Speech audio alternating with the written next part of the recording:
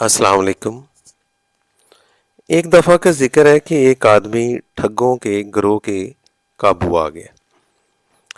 ठगों का वो गिरोह 20 आदमियों पर मुश्तमिल था। इस आदमी के साथ इसके बीवी, बच्चे और थोड़ा सा सामान था जो इसने एक गठरी में बांध कर हाथ में पकड़ा हुआ था। ठगों के बारे में थोड़ा सा तारफ़ करवा दूँ, वो ये बहुत बेरहम, चालाक, नौसरबाज और चर्ब ज़बान होते हैं। तारीख में एक बहुत बड़ा ठग गुजरा है, अमीर अली ठग। ये 18वीं सदी की बात है कि अमीर अली अपने दौर का बदनाम तरीन ठग जाना जाता था। अपने ज़माना असीरी में किसी ने इससे दरियाफ्त किया कि ऐसी क्या ख्वाहिश है कि जो दिल में हसरत बनकर रह गई हो। अमीर अली एक लम्हा के लिए तौक़ुफ़ में पड़ गया और लंबी ठंडी सांस लेते हुए बोला, साहब काश मेरी ज़िंदगी के ये 12 साल असीरी के मुझे वापस मिल जाएं तो मैं अपना 1000 का हिस्सा मुकम्मल कर लूं। कत्ल का जो 719 पर आकर ठहर गया है। इसके बारे में किसी दिन आपसे नई व्लॉग में चीज़ें शेयर करूंगा। फ़िलहाल तो मैं उन ठगों के गिरोह के बारे में बात करता हूं जिन्होंने एक गरीब आदमी को घेर लिया। एक ठग इस शख्स के करीब आया और बगैर किसी बोले इसको थप्पड़ और घूंसे मारने लग गया। इस आदमी के बीवी बच्चे सहम कर दूर हट गए और खौफजदा नज़रों से ये सब देखने लगे। अभी वो इसकी पिटाई कर रहा था कि दूसरा ठग तेजी से आगे बढ़ा और वो भी इस पर पल पड़ा। इस शख्स के हाथ से गठरी गिर गई। तीसरा ठग करीब आया, इसकी गठरी उठाकर ये जा वो जा। इसी दौरान दो और ठग आगे बढ़े। पहले वाले ठग इसे छोड़कर चल दिए। अब नई जोड़ी ने इसको मारना शुरू कर दिया। एक ने मारपीट के दौरान इसकी जेब में हाथ डाला और इसकी जेब में मौजूद रकम का बटुआ निकालकर भाग खड़ा हुआ। इतनी देर में वो बेचारा पूरी तरह बदहवास हो चुका था कि वो इस ठग से बचने की कोशिश कर रहा था जो इसको लाते घूंसे मार रहा था। दो और ठग इसकी बीवी बच्चों की जानब बढ़े और इसकी बीवी के जेवरात नोच नोच कर उतारने लगे। इसकी बीवी रोने पीटने लग गई। अपनी बीवी की चीखों पुकार सुनकर वो शख्स इसे ठगों से छुड़ाने के लिए आग मार खाने के दौरान अपनी बीवी की जानब बढ़ने की कोशिश करने लगा। इस पर ठगों में से 3 इसके सामने आकर इसका रास्ता रोक कर खड़े हो गए। इनमें से एक ने जबरदस्ती इसकी कमीज उतार ली, दूसरे ने इसे पकड़कर गिरा लिया, इसकी धोती उतारने लगा।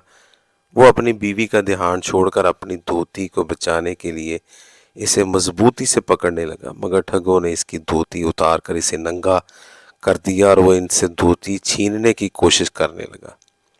इसी असना में एक और ठग इसके पास आकर जमीन पर बैठ गया और जेब से उस्तरा निकालकर इसकी एक मूछ साफ करने लगा। इसने धोती को छोड़ा और अपनी मूछ बचाने की कोशिश जद्दोजहद करने लगा और इस दौरान जिन्होंने इसके कपड़े उतारे थे वो इसके कपड़े लेकर गायब हो गए। एक ने इसके कम उम्र बच्चे के हाथ पकड़े और इसको घसीटता हुआ चल पड़ा। इसने मूछें बचाना तर्क किया और जोर लगाकर उठने लगा ताकि बच्चों को बचा सके और एक ठग आगे बढ़ा और उसने मूछ साफ करने वाले से उस्तरा लिया और इसके आधे सर की टिंड करने लग गया। वो इससे बचने की कोशिश करने लगा तो इसी दौरान 2 और ने इसकी बीवी को जबरदस्ती उठा लिया और लेकर चल दिए।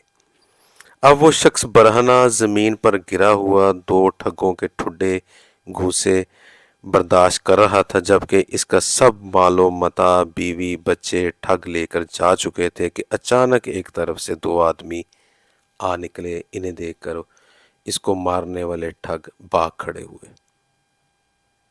वो आदमी इस गिरे हुए शख्स के पास आए, इसे पूछने लगे कि इसे क्या हुआ है।